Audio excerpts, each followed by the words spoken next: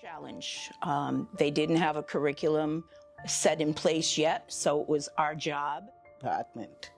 There I work with Mrs. Jones and Mr. Spring. There is a philosophy behind that, so that they grow up to want to stand on their own 2 feet. Valentine lunch. This lunch catered to our students, it catered friends, colleagues, and there I worked with Melissa. Quite a nice calling, and with an insistent front runner like Mr. James, who is show last year, well, the year before COVID, and then we English education. So in terms of the MAC, what started in a modest way blossomed. Good morning. It's an honor for me to be here today to celebrate the 45th anniversary of the Methodist Agogic Center School. My name is Judith Martin Bell, and I first came to the school in 1978. I believe it was the second year that the school had started. I remember I had just moved to the island, and I was invited to a meeting with Reverend Amer, who was head of the school at the time, at 8 o'clock in the morning, and at 9 o'clock in the morning, I was actually sitting in the first staff meeting for the new school year, and that is where I met teachers such as Quincy Harrigan, Joseph Wilshire, Glenville Brown. The principal that year was Monica Stimson from Jamaica, and it was quite challenging because in 1978, when I joined, the school was under experimental status. It was the first elementary school on the island to be taught in all English. So it was quite a challenge. They didn't have a curriculum set in place yet, so it was our job to also put a curriculum together. And I remember many afternoons and many Saturdays going to work with Edith Jones, also from Jamaica, setting up the curriculum. And at that time, the MAC did not have a school building. So we were housed just about all over Back Street in Phillipsburg.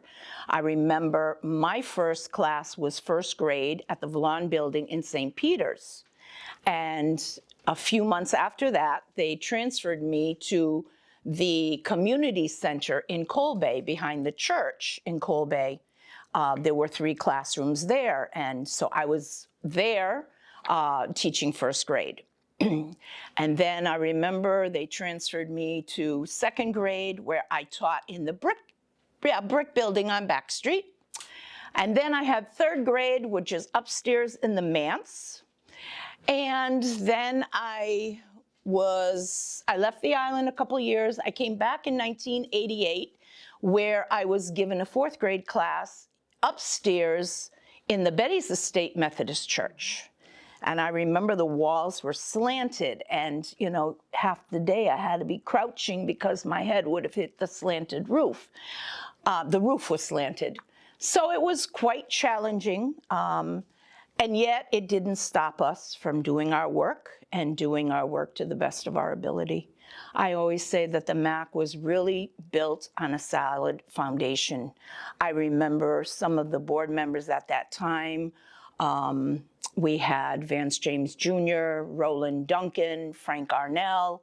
I remember after Reverend Amer left, Reverend Hodge became the director of the school. And it was a challenge, but it was fun. We had a great staff. We all supported each other. And, you know, the camaraderie that we had, I think, was like none other. The students, whatever competitions the MAC took place in, we always excelled and came out first. Some schools, I think after a while, didn't really like to compete with us, whether it be a spelling bee or an essay competition or a song festival or a sports competition or an art competition, whatever it was. We were there and we did our best, and our kids really outshone. I know several of our children over the years were chosen for the FCCA essay competition, where they came out first place in the Caribbean. as well as the the poster competition that FCCA had every year. So it wasn't until around 1992 that I actually got a classroom, and that's when I became vice principal of the Reverend John A. Gumbs campus. And then I remember around that time, the school transitioned into 3 campuses. We had Campus 1, headed by Glenville Brown, the principal. We had Campus 2, Cedric Hodge, and we had Campus 3, Rose Coram Hughes. And we were all pretty much in Betty's estate at that time. They had built the annex building where most of Campus 3 was housed. We continued using the church. Then they built another building where much of the kindergarten, I believe, is still today. And then they came up with the school, Braulio Millard campus. And so they did away with Campus 3, and then now it's Campus 1 and Campus 2. And I had a wonderful experience. I've been living on St. Martin for the most part of almost 44 years. And I, spent 24 of those years at the MAC school, and I loved every minute of it. I only left because I took up another challenge with the Ujima Foundation and then assisted Julianne Augusti with opening up the Charlotte Brookson Academy of the Performance School. And so I've had a very good career, but my foundation here on St. Martin stemmed from the MAC school. And a proud member of Red House. Oh, yes. Oh, yes. Thank you for reminding me. Our sports days. I was a member of Red House, yes.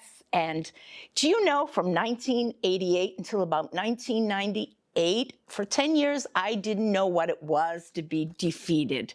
We never lost. Red House won first place every year. And then the powers that be decided that the school was too large for only 3 houses, and now we had to have a 4th house. So greenhouse was introduced. And with that came the reshuffling of all the students and of all the teachers. And so I believe then it was maybe 1999 that I actually experienced defeat, because I believe that was the first year Red House ever lost. And so there were a lot of teachers and staff members that were very happy to see that happen. But I'll leave it at that. One thing I loved also about the MAC school was, for me, I had 4th grade for years, and we taught in the social studies curriculum Netherland Antilles.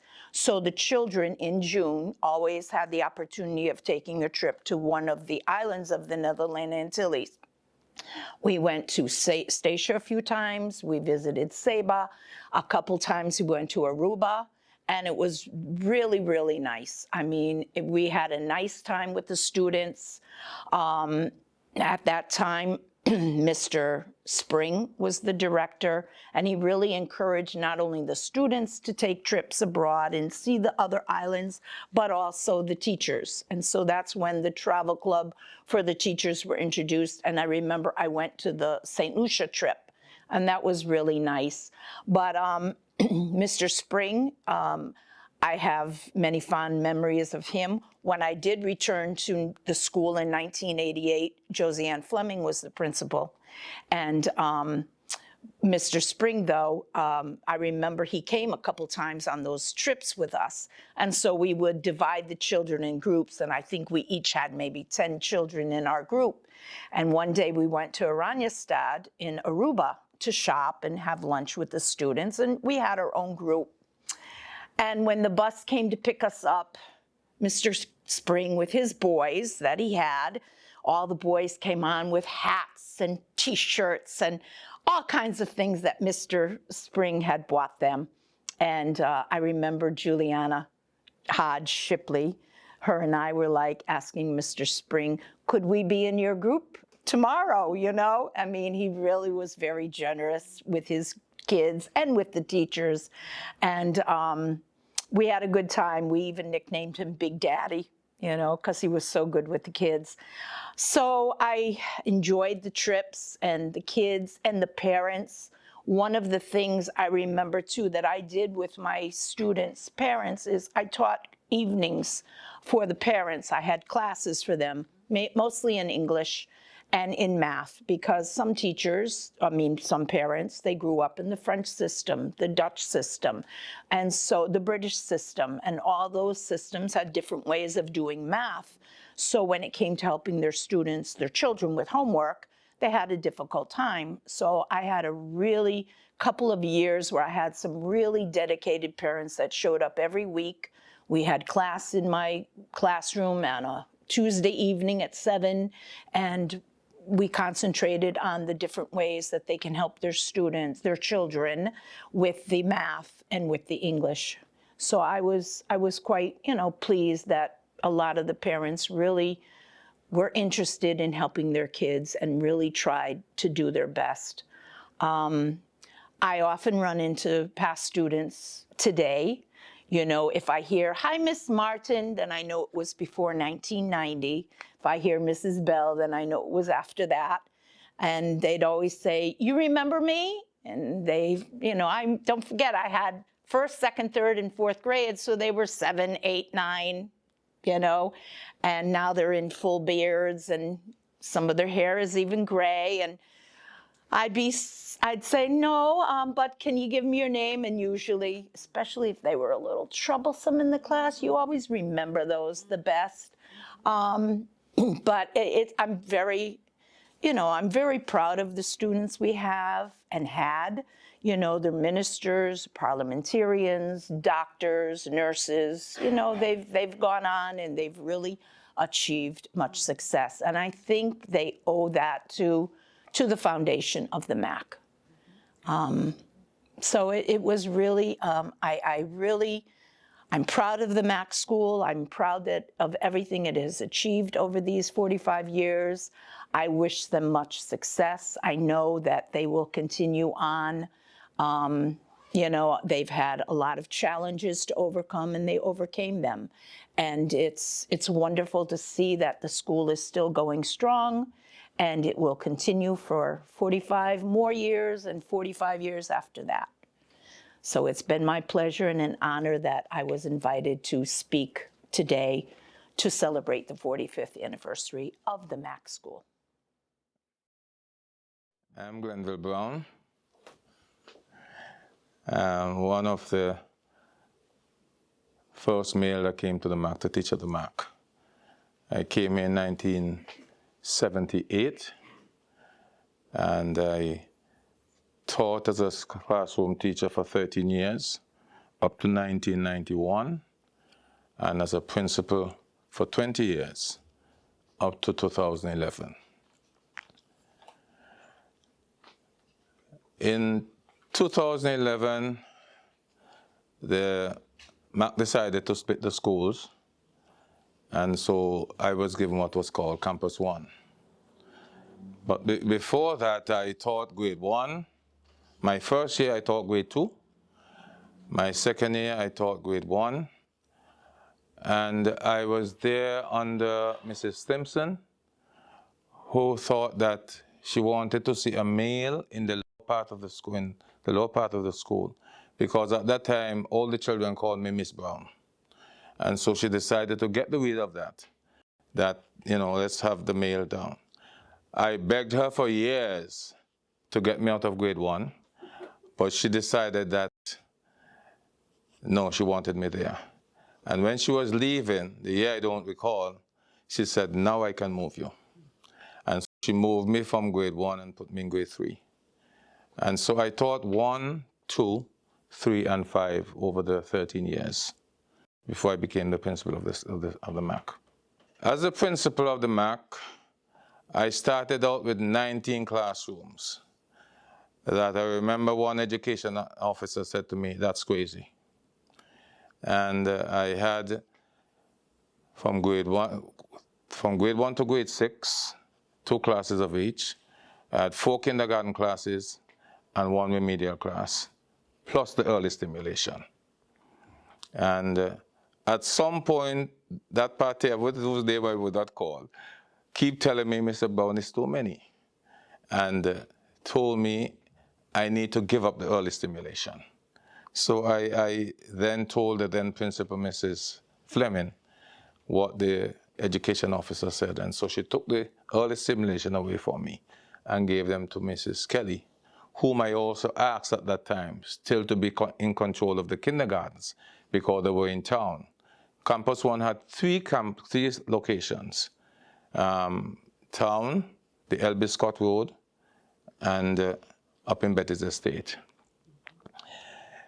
In 1995, Campus One was actually in Betty's Estate was destroyed. And the entire church section was destroyed. And so we had to go on what was called a shift system. I believe I was probably the only principal who worked from 8 to 4 because we had a section that came in from 8 to 12 and the other came in from 12 to 4.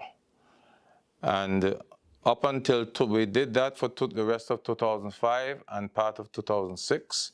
In August of 2006, we moved to Ebenezer. And then I decided, okay, since we were in Ebenezer, I took the kindergartens out of Phillipsburg and brought them to Ebenezer. And I probably had most of the school in one location. We were there for 2006, 2007, 2008, up to August of 2000, We were there from 1995, 96, 97, 98, and 99. In 99, we moved to what is now the Brawley Millard campus. And I think a year after, at that time we were still Campus One, a year after it was named after the lady, Miss Brawley, as most people will call her. It was called the Brawley F. Millard campus. And now we had all of Brawley in one location. The only thing is that when I was given the sketch, I was told that where we now have the grade 1 and 2, I was told that that was for kindergarten. No, yeah, that section was for kindergarten and grade 1. And so I didn't want the kindergarten children to be climbing stairs, so I shifted to the other side. Yeah, but we were all in one location. One of the things I probably need to say too is that in the early days of the MAC, I introduced what was called Sports Day. And I believe it's still going on. I don't know. I've been there for some years. And under Miss Stimson, we just did it according to grades. And as we develop, I think even with the help of Miss Rose, we wrote up the house system. And from the house system, we placed all the children in houses. And it was something people wanted to see on a yearly basis. Even the song that is now called the school song, I was doing it with my class one day. I then had a grade 2 class. And I was doing it with the class and Miss Stimson came in. And she heard me singing it with the children. And she said to me, but we can use this as the school song. And she really did. Yeah. Until today. Yeah. So now the MAC is celebrating 45 years. Yeah, because I came in when we were only up to grade 3. And Mr. Harrigan had a grade 3 and I was getting grade 2. But at that time there's nothing called free. When I say free, there are free sessions.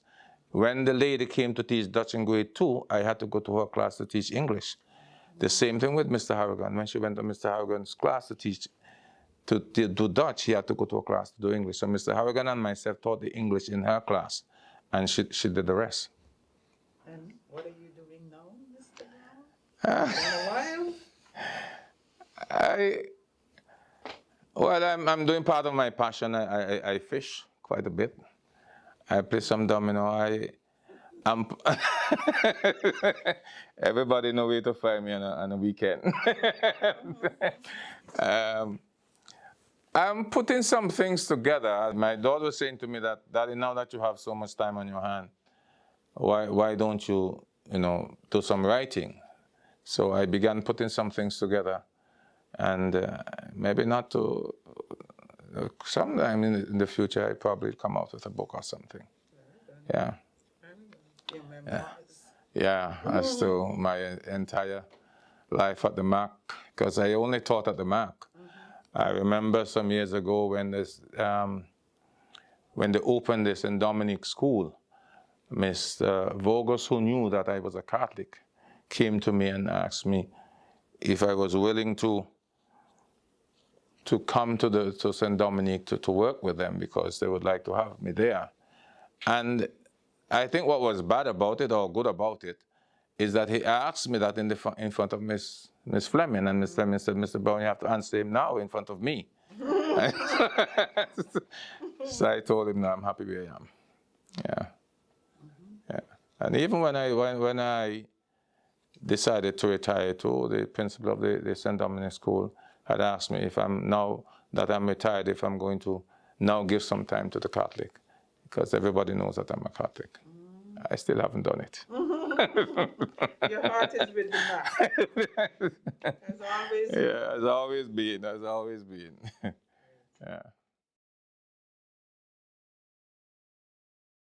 And during that time also for Sunday worship, we had to always pack up and prepare for the Sunday worship for the St. Peter's Methodist Church. And so it continued until I was also moving around different places where the MAC had their different classes.